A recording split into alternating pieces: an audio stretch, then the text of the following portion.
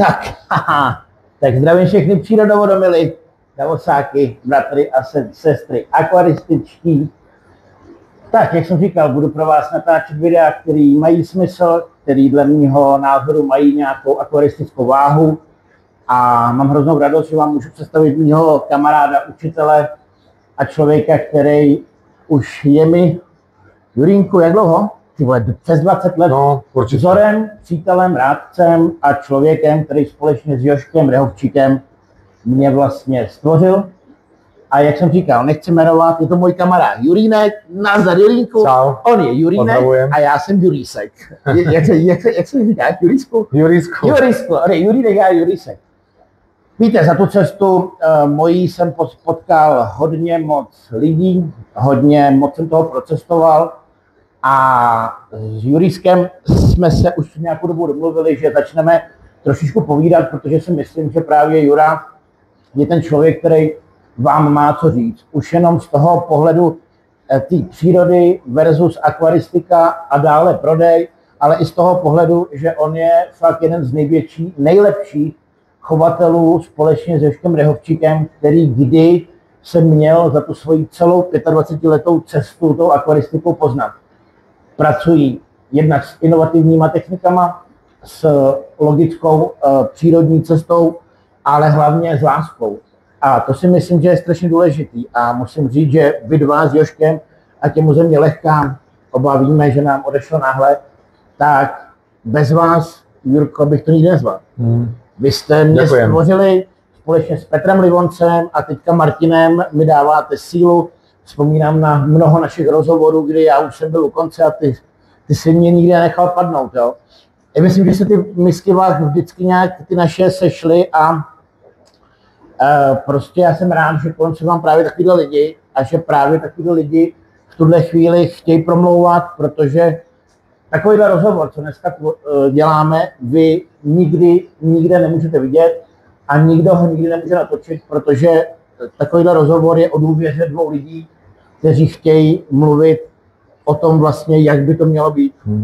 A Jurko, my si kolikrát povídáme spolu, už 20 let si povídáme rozhovory, které mají ne minuty, ne desítky minut, ale hodiny. A i třeba, když jsem byl v léčebně, tak vzpomínám si, že mi volala manželka, jak si volal a často na to vzpomínáme. Prostě, Juri, já bych byl hrozně rád, aby si řekl jednu věc, jo. Řekni prostě něco, řekni takový ten obyčejný pohled. Já jsem chtěl říct ještě jednu věc, pardon. My chceme určitě těch natáčení s Jurou udělat víc, protože on opravdu má co říct. Ale mě by teďka zajímal takový ten obyčejný tvůj pohled na to, příroda, ty jako jeden z nejvíc profichovatelů, co jsem kdy poznal, versus konečný krám a taková prostě ta cesta, protože vždycky, když tě poslouchám a povídám si s tebou, tak bych byl hrozně rád, abych ten rozhovor, který je mezi náma upřímný, který je i teď, není nějak připravený, tak abych ho slyšel svět, protože tvoje filozofie a tvoje myšlenka, kolikrát v těch rozhovorech, ve mně zůstává mnoho dní a mnoho dní přemýšlím o tom, co si vlastně řekl.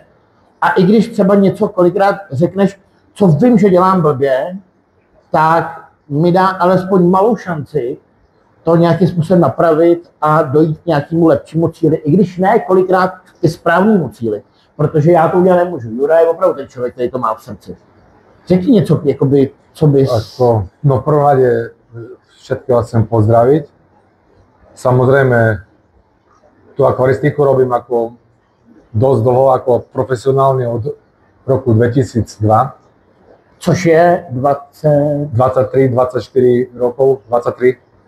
Teraz, 23 bude presne 23. 1. marca na budúci rok.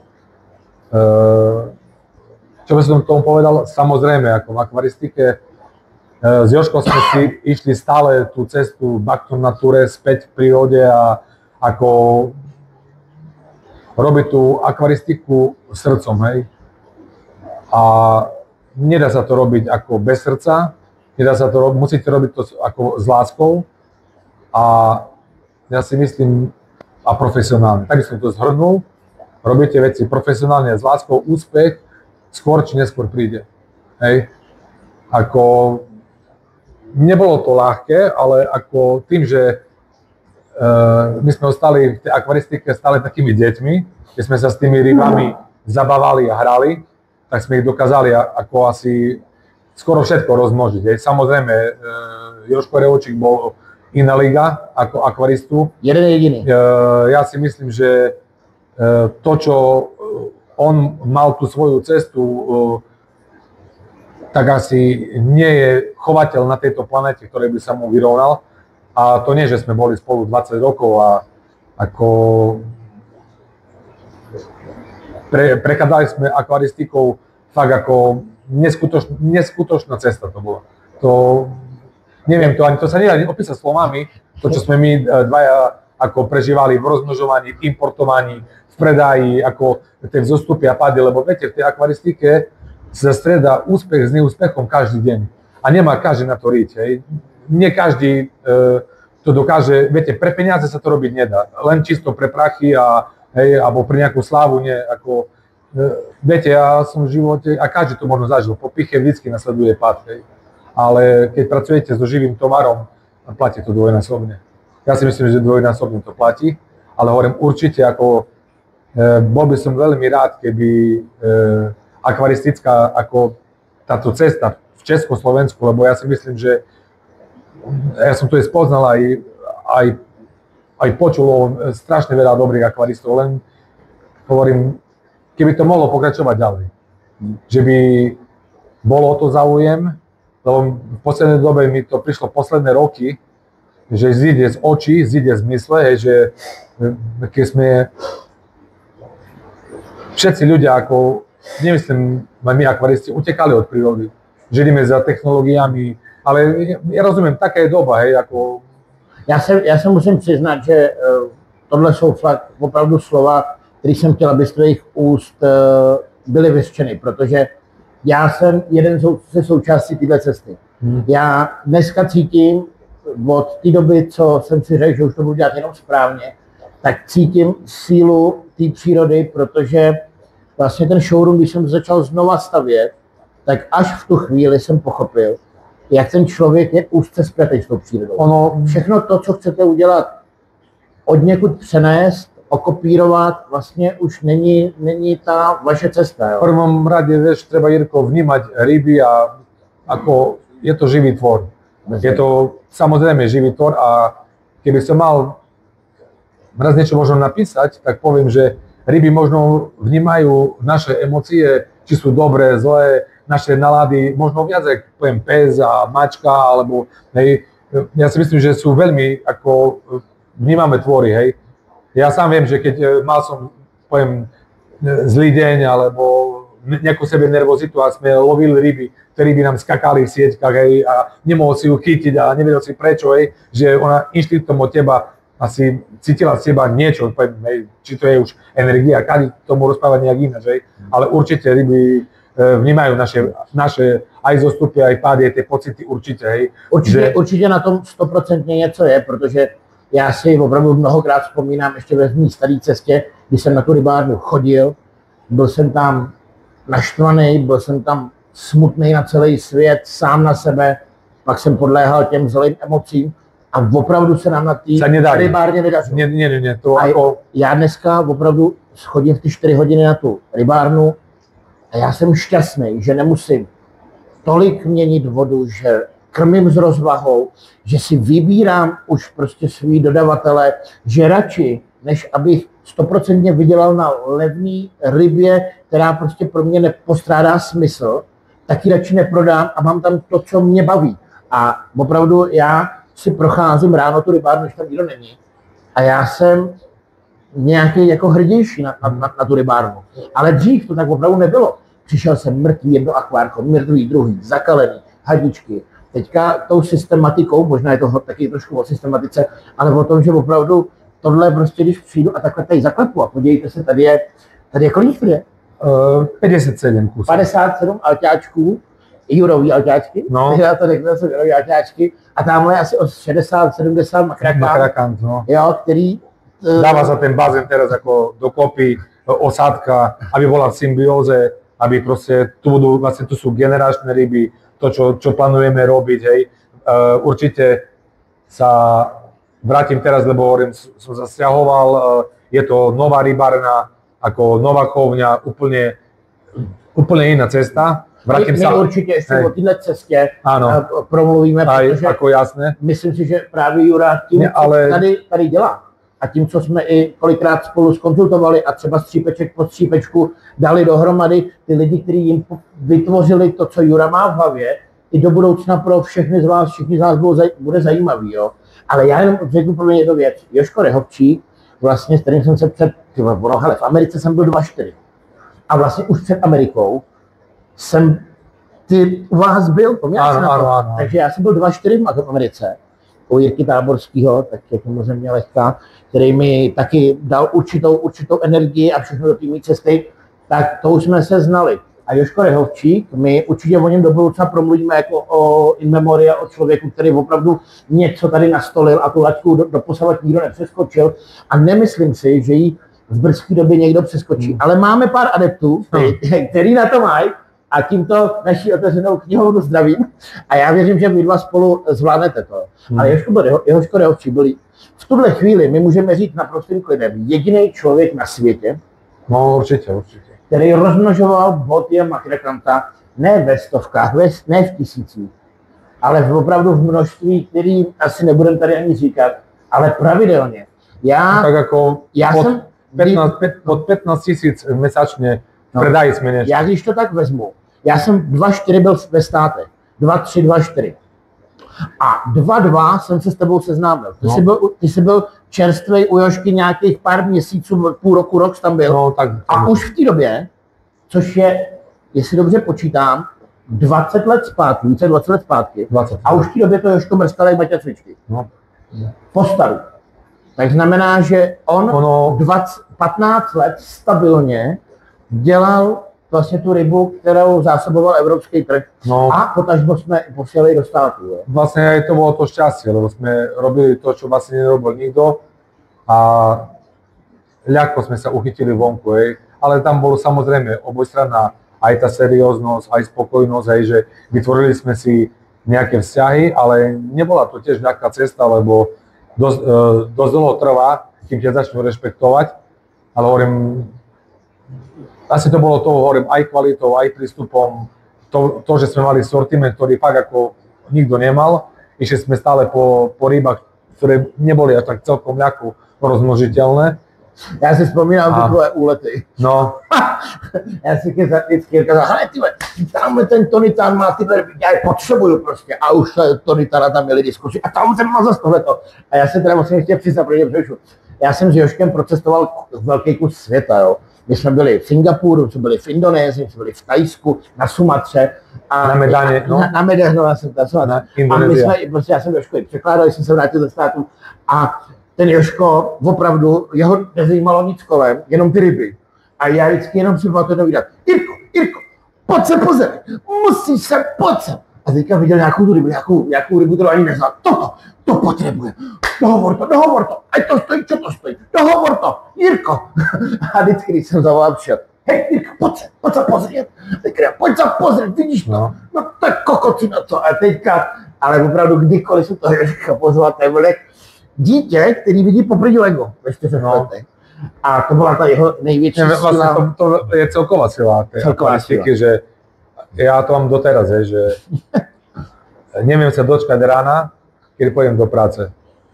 Keď som znova pri rybách a môžem byť pri nich a taký bol aj Jožko. My sme... Je to dar. Presne. Je to dar. Je to určite dar a ako hovorím, toto určite tak musí byť, že musíš byť možno troška v tom stále také decko, jak Jožko bola a som ja, že stále to musí byť a musíš jej vedieť snívať, alebo jak by som to povedal správne, iba tým sa plnia sny, čo vedia snívať. Tí, čo nevedia snívať, nič sa im neplní. Těm se plní sny, ti, kteří dokážou snít. Ale ty to přeložil, protože dneska mladí lidi, když se nás koukáme, nám nerozumějí, ti nerozumějí. Ano. Moje dcera nerozumí slovensky. Nevadí, to sa naučí. Nie, v pohode. Jako. Ne, je to opravdu, já jsem taky rád, že jsem na tohle přišel. Bono, já si myslím, že ty lidi, kteří nás sledují, ať to na Davos nebo u mě, už začínají věřit tomu, co já dělám. A já se musím přiznat, já jsem tomu zpočátku sám nevěřil. A když ke mně David Poprý přijel, my jsme tam šoupili to první video a já jsem říkal, no to jsou vlastně nějaký taky ty plky, tohle. A já jsem dneska fakt rád, že jednak můžu a že lidi jako ty, protože... Treba rozprávať, lebo vieš, je to samozrejme zaujímavé a veľa ľudí to môže posúvať, hej, že pozri, ono jasne, každý možno má nejaké to akvaristické sklamanie, že tomu vyšlo, tomu nevyšlo, tomu skapalo a toto rozmnožil a nerozmnožil, hej, ako jasné, sú ryby, ktoré sa nedajú urobiť, hej, ako, lebo zase netreba rozprávať jej a hrať ako frajera, že všetko je rozmnožiteľné. Nie, nedá sa všetko rozmnožiť, určite nie. Hej? Alebo sú ryby, ktoré proste buď nemáš na to také veľké nádrže, alebo vodu a podobné veci, hej, takže hovorím... Přírodní uspôsobenie. Áno, a také presne. Řeku, toku, kameny. Áno, nevieš to prispôsobiť, nevieš tú rybu naplniť, alebo nikdy sa nenaplní, aj ju správne krmi všetko, ale nikdy nebude tak naplnená, aby si ju mohol ako rozmnožiť, hej. Ale hovorím, jedno, vieš, čo robíš, akú rybu robíš, ja si myslím, ale že vôbec sa zaujímaš o prírodu. To je hrozně hezké, tohle, co si řekl, protože to... Jedno, vieš, to je to, proč já to natáčím, protože já stále věřím, že my to zlomíme. Chovateľov, alebo vieš, ono, toto má jednu nevýhodu, tento ako obor. Nedá sa nikdy vyštudovať, viem, že niekde vo Vodňanoch na vysokej škole majú, neviem, či 3., 4. ročník nejaké hodiny akvaristiky, hej, ale nedá sa to, vieš, Jirko, nikdy naučiť. Musíš to prežiť. A zober si, vieš, ako 20 rokov akvaristiky, malo tu, vieš, doženie. Ale keď príde schopný človek, ja som prišiel ku Jožkovi a samozrejme, ja som sa sťahoval zo Spiša na Zemplín, hej, 160 km práve za Jožkom, za farmou, lebo jeden z tých prvých investorov bol Spišak, tak som sa sťahoval, hej. Žil som v Michalovce, dá sa povedať, 23,5 roka, hej. A ako, tak to beriem, že aj tam bol ten môj druhý domov, jasné. Bol to úplne iný kraj, ale hovorím s tým, že prakticky človek bol zaretý, vieš, tej chovni, lebo tá chovňa bola obrovská. To bola... Já myslím, že do tohohle natáčení určitě nakonec hodím, myslím, že těch videí no, já vám to natočím, protože to bolo ako... kolik tam bolo? 800 na... Nie, tam bolo 1500 nádrží a 350 000 litrov vody, boli tam vlastne... S bazénama dve bazény boli 12 kubíkové, 3 bazény boli 6 kubíkové, kopec ako fakt ako... 400 000 litrov vody, přátelé. No, to bolo na tú dobu, 2002 bola tá farma urobená fakt naštandardne, to tam keď prišli potom už tie navštevy Nemecko, Holandsko, prišli aj z Čiech ľudia, zo Slovenska, tam ako nechápali, kde sú, mysleli, že prestali na mesiaci, hej, ale ako fakt to bolo urobené technologicky, aj tu, jak túto farmu teraz som stával, už je to také robené po tých 20 rokov skúseností, že tu už je to také na to 21. storočie. Ono jako ty zkušenosti, my jsme spolu řešili miliardu věcí. No jasné. My jsme spolu vytelefonovali takové věci, které mě to vždycky hrozně posouvalo, protože z každého jsem si trošku vzal. Ale Juro, jedno jediný já musím tady nechat.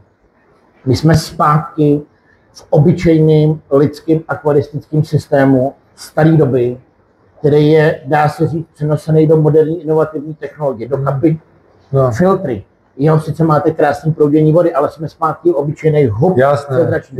Výměna vody do kap. Dřív se to dokapávalo přes, vy ho máte centrálně. Jo, co se týče filtrace, bioaktivní filtrace, bioakvacit, Siporax, čau, prostě, jak to sú, vieš, tak ako vieš, áno, samozrejme, filtrem Temko, klasický jemný molitán, ja ako filtrem Temko uznávam, to má vedecké základy, takisto Siporax, vieš, mám dobré skúsenosti s Metrixom od Ceachemu, áno, to je super, hej, ako, proste, vieš, tam veľa vecí nevymyslíš, veľa vecí je jasne robené na biznis, hej, že, vieš, ako, tam to nevymyslíš a hovorím, ono, vieš, tá kvalita vody, tak filtrácia ti nezaručí zase súprové akvárko, keď nevieš krmiť, nemáš dobré krmivo, hej, ako keď, poviem, jak chceš mať dobrú filtráciu, keď krmíš s obstruharinou, ktorá je robená do chladnej vody, vieš, ono, potom, vieš, tie ryby majú zväčšené pečenie,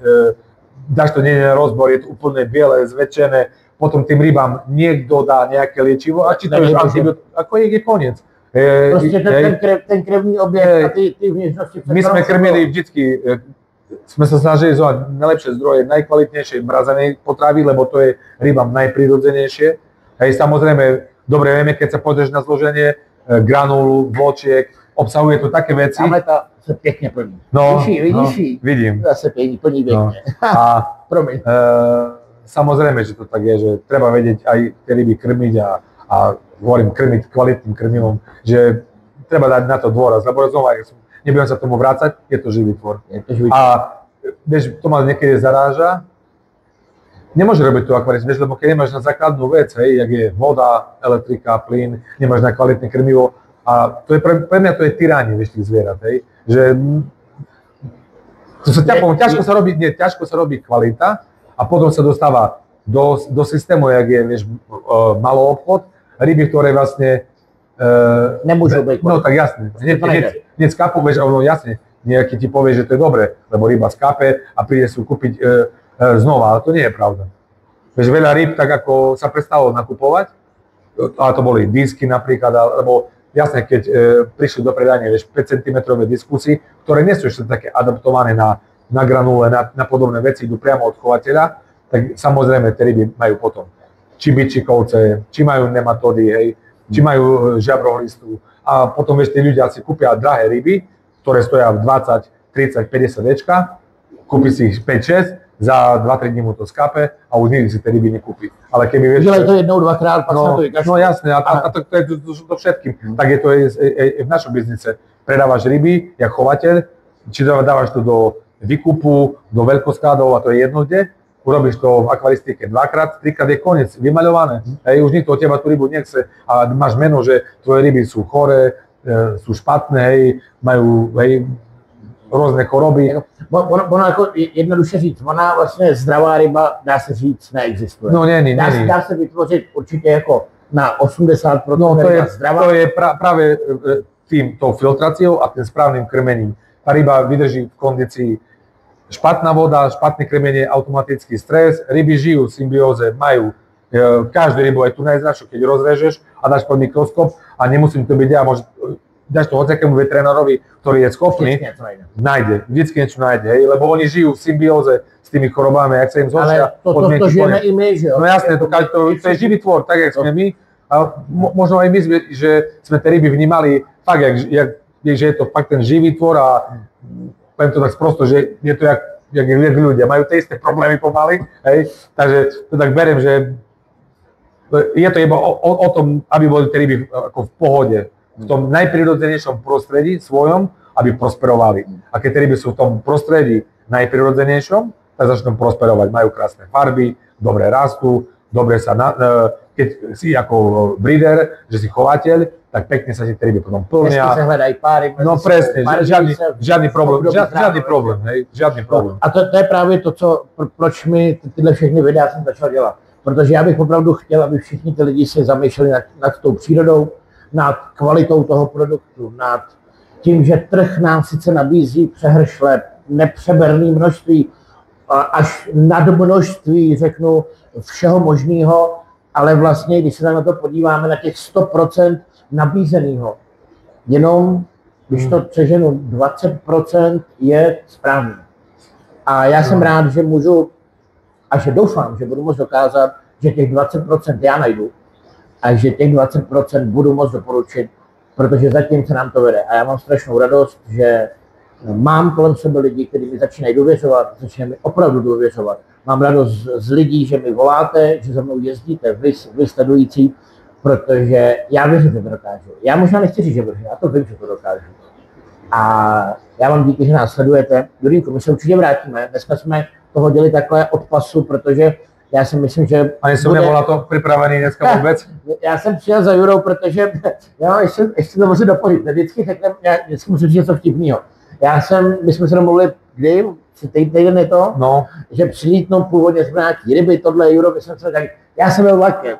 No. Já jsem stal ráno, klasicky přes čtvrtou, 4 rybárna, tohle, a v 7:22 měl vlak. A jsem tam přijel na ten George, to je jedno. Přijel jsem tam koupil lístek, říkám, kdy to jede. A ve 22 na 6. No, tak jsem ve 19 jsem šel na 5. A teď koukám na ten žlutý vlak a říkám, ne? Kam to jede? To je na druhou stranu. To je dobrý, to je na druhou stranu. Jenže já z toho zrcadlově. Takže mi ujel. Tak jsem šel koupit nový lístek. No a ten měl zase asi hodinu 15 zpoždění. Takže jsem se měl přijet ve 13:15, přijel jsem v 5. No. Že si jako pokecáme a pojedu domů a kolik je?